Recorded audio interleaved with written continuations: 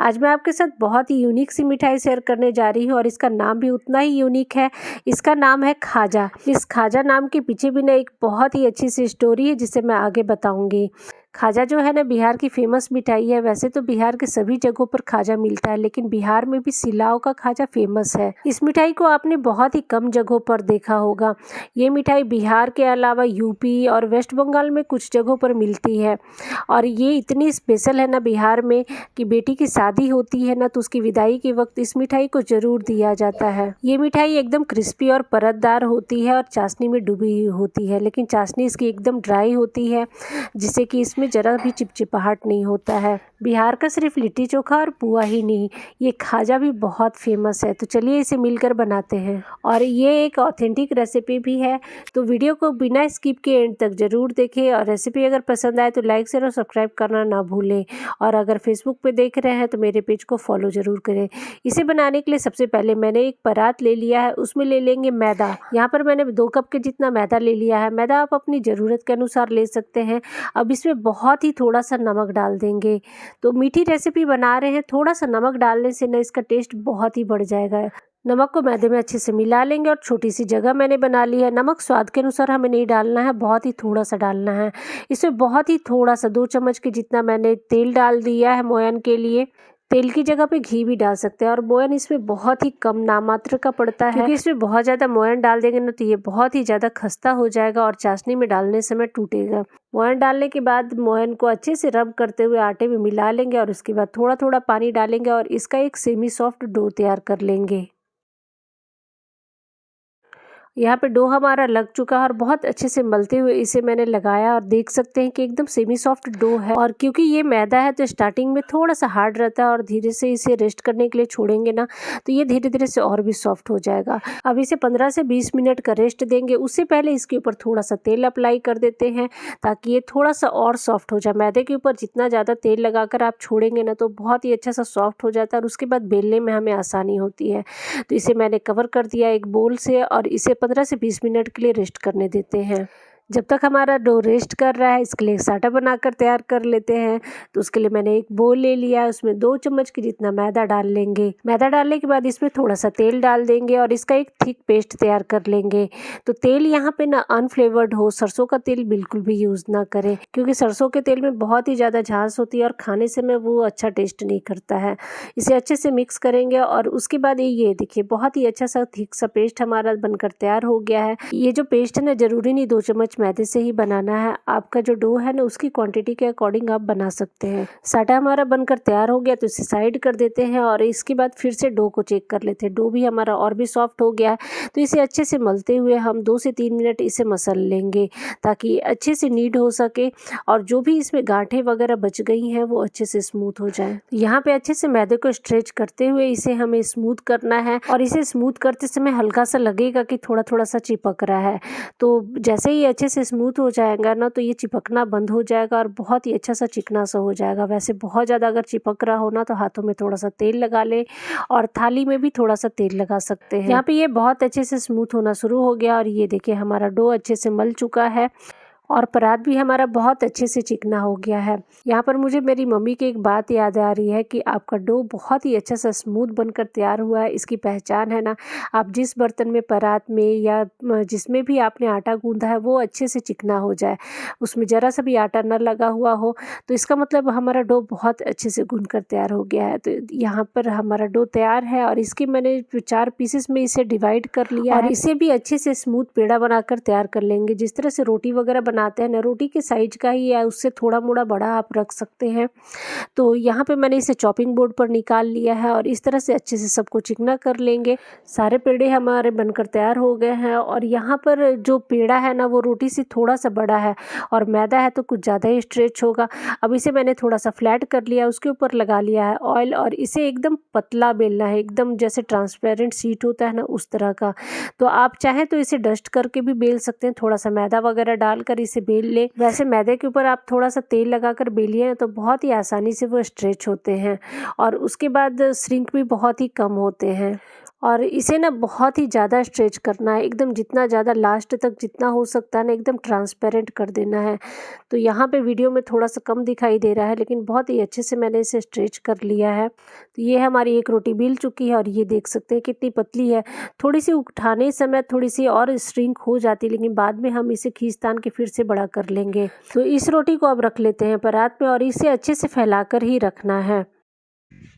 यहाँ पर एक रोटी को तो मैंने परात में बेल कर रख लिया है, बाकी रोटियों को भी इसी तरह से बेल लेते हैं। तो सबसे पहले इसमें थोड़ा सा ऑयल लगा लेंगे और इसके बाद इसे बेलना शुरू करेंगे। बहुत ही जल्दी जल्दी से बिल भी जाती है, बहुत ज़्यादा मुश्किल नहीं होती है।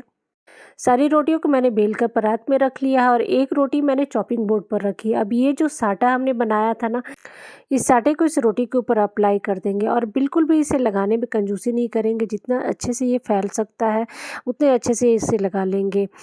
किनारों पे, सेंटर में, हर जगह पे इसे अच्छे से फैलाएंगे ताकि तलते समय इसके लेयर्स बहुत ही अच्छे से निकल कर आएँ। जितने अच्छे से साटा हमारा लगा होगा तो उसकी लेयर्स उतने ही अच्छे से निकल कर आएंगी। साटा अच्छे से लगा लेने के बाद जो हमने रोटियां बेल कर रखी है, एक के ऊपर एक इस पे पेस्ट करते जाएंगे। और क्योंकि ये मैदा है तो रखने के बाद थोड़ी सी ये श्रिंक हो गई है, लेकिन इस तरह से इसे खींचेंगे तानेंगे ना तो बहुत जल्दी से ये खिंच भी जाते हैं। तो ये देखिए बहुत आसानी से किनारों से मैंने खींच रही हूँ तो बहुत आसानी से ये देखिए पूरा पड़ गया है और बिल्कुल जो नीचे वाली रोटी थी उसके इक्वल आ गया है। अब एक रोटी चिपका लेने के बाद फिर से इस पर साटा अच्छे से अप्लाई कर लेंगे और उसके बाद दूसरी रोटी उस पर चिपका देंगे। इस तरह से सारी रोटियों का साटा लगाकर चिपकाते जाएंगे। यहाँ पर 3 रोटियों को मैंने चिपका लिया है। यहाँ पे लग रहा है ना बच्चों का प्रोजेक्ट बना रहे हैं, जैसे टाइप का काम कर रहे हैं हम लोग। और साटा लगाने में बिल्कुल भी कंजूसी ना करें, अगर कम पड़ जाए तो थोड़ा सा फटाफट से फिर से बना लें। तो यहाँ पे 4 रोटियां हमने चिपका लिया और 4 रोटी चिपकाने के बाद ऊपर से फिर से हमें साटा लगाना है। तो एकदम अच्छे से पूरा भर भर के लगाना है। और रोटी को फैलाने में दिक्कत होना तो बच्चे अगर घर में है तो उन्हें भी साथ में ले लें, उन्हें भी मजा आएगा, लगेगा प्रोजेक्ट बना रहे हैं और आपको हेल्प भी हो जाएगी, थोड़ी सी कुकिंग बच्चे भी सीख लेंगे। अब साटा लगाने के बाद इस तरह से मैं इसे रोल कर रही हूँ, तो किनारों से और सेंटर से अच्छे से दबाते हुए इसे रोल करना, ज़रा सा भी ये लूज नहीं होना चाहिए और इस तरह से दबाते हुए इसे अच्छे से रोल कर लेना है।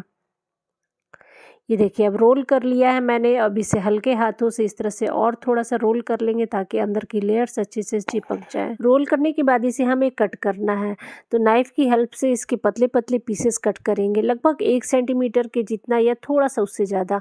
और ये देखिए कटने के बाद कितने अच्छे से इसके लेयर्स हैं ना, तो इस तरह से सेंटर में दबा लेंगे बेलने से पहले। तो सारे पहले कट कर लेते हैं, उसके बाद फिर इसे दबा कर इसे फिर से बेलना है। और जो इसके किनारे के पीसेस हैं ना वो थोड़े से छोटे छोटे से होते ही हैं, तो बच्चे अगर छोटे छोटे हैं जिन्हें मीठा खाना पसंद ना हो उन्हें वो वाला खाजा देते हैं जो छोटे छोटे से हैं।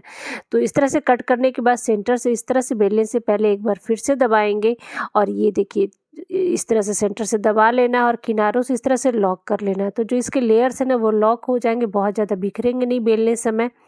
तो इस सबको इसी तरह से लॉक कर लेंगे और उसके बाद फिर से इसे हम बिल्कुल हल्के हाथों से बेलना है, एकदम दबाना नहीं है, हल्के हाथों से बेलना है। और इसमें क्योंकि बहुत ज़्यादा साटा लगा हुआ था बहुत आसानी से बिल भी जाते हैं। तो ये हमारा एक खाजा बिलकर तैयार हो गया है। इसी तरह से सारे खाजों को हम बेल लेंगे और ये देखिए इसमें लेयर्स भी बहुत अच्छे से दिखाई दे रही है ना, एकदम लाइन लाइन सी। तो सारे खाजों को इसी तरह से बेल लेते हैं। तो इस तरह से पहले लंबाई में 1 से 2 बार चलाना है और फिर उसके बाद चौड़ाई में भी 1 से 2 बार चला लेना है। तो बहुत ज़्यादा ज़ोर से बिल्कुल ना बेलें, बार बार मैं इस चीज़ को बोल रही हूँ क्योंकि बहुत ज़्यादा से दबा कर बेलेंगे ना तो इसकी लेयर्स दब जाएंगी और तलते समय खिलेंगी नहीं। ये देखिए दूसरा भी हमारा खाजा बेलकर तैयार हो गया है। तो अब सारे खाजों को इसी तरह से बेलकर तैयार कर लेते हैं। और इस तरह से बेलने से पहले ना सेंटर से इस तरह से दबाकर लॉक करना ना भूलें। मैंने इसके स्टोरी की बात की थी तो इसके नाम को लेकर ही वो स्टोरी है। एक बाहर से कोई आदमी आया जो कि दुकान पर गया और उसने कभी भी इस खाजा को देखा नहीं था। तो दुकानदार से उसने पूछा कि ये कौन सी मिठाई है। दुकानदार ने कहा खाजा। तो उस आदमी ने सोचा कि ये मुझे खाने के लिए कह रहा है, तो वो खा गया। उसके बाद जब दुकानदार ने पैसे मांगे तो उसने कहा तुमने तो कहा था खाजा। तब दुकानदार ने कहा मैंने इसे खाने के लिए नहीं कहा था, मैंने इसका नाम बताया था जो कि है खाजा। तो है ना मज़ेदार सी स्टोरी। और इधर हमारा खाजा बिलकर तैयार हो गया, सारे खाजे हमारे बिल गए हैं। तो इसे चलते हैं अब तलने की तरफ। तो इधर कढ़ाई में मैंने तेल डाल लिया। आप चाहें तो इसे घी में भी तल सकते हैं। तेल को मीडियम हीट पर गर्म हो जाने देंगे और उसके बाद एक एक करके सारा जो खाजा हमने बेला है उसे डाल लेंगे। इसे डालते समय इस बात का खास ध्यान रखें कि इस समय पे तेल बहुत ज़्यादा गर्म ना हो।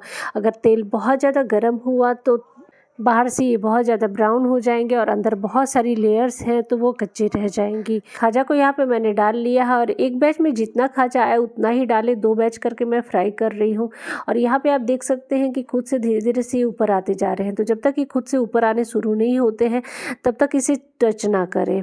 और जैसे ही थोड़े से ये ऊपर आते हैं तो हल्के हल्के से जैसे पूरियों को फुलाते हैं ना उस तरह से टच करते हुए इसे थोड़ा थोड़ा सा प्रेस करेंगे तो ये बहुत अच्छे से इसके लेयर्स खिलने शुरू हो जाएंगे और फूल जाएंगे ये। और यहाँ पे मैं एक बार फिर से याद दिलाना चाहूँगी कि इसे तलते समय गैस का फ्लेम लो टू मीडियम रखें।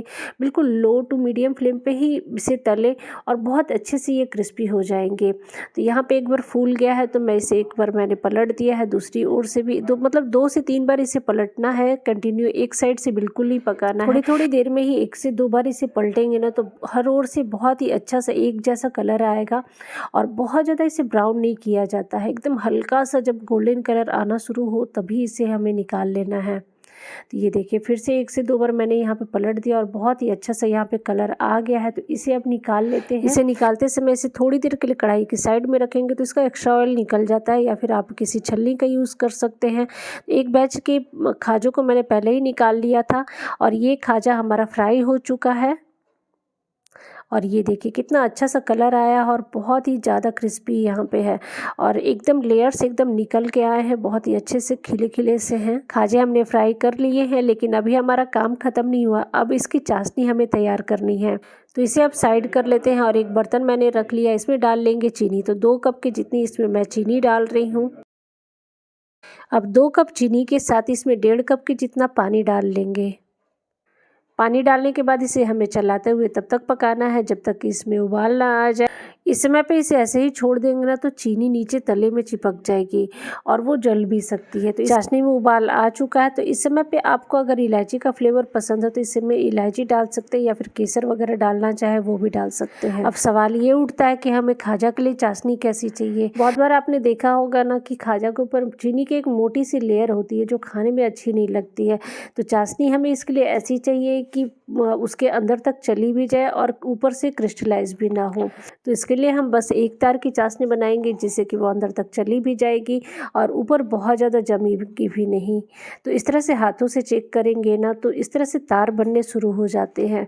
दोनों हाथों के बीच में बहुत ही अच्छा सा तार बनता है। तो इसका मतलब चाशनी हमारी बनकर तैयार हो गई है। तो गैस को ऑफ करेंगे और उसके बाद एक कलछुल मैंने रख लिया। आप सोच रहे होंगे ना कि मैंने ये कलछुल क्यों लगाया। तो आगे आपको पता चलेगा कि कलछुल मैंने क्यों लगाया।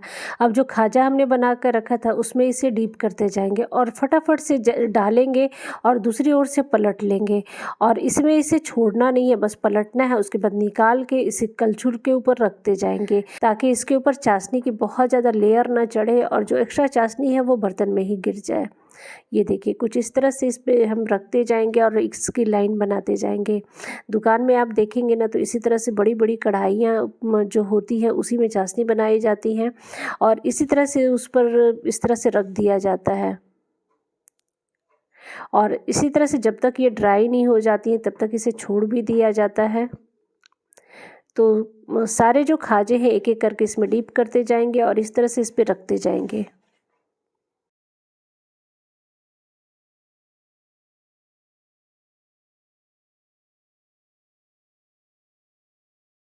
यहाँ पे सारे खाजों को मैंने चाशनी में डीप कर लिया है और ऊपर रख दिया है।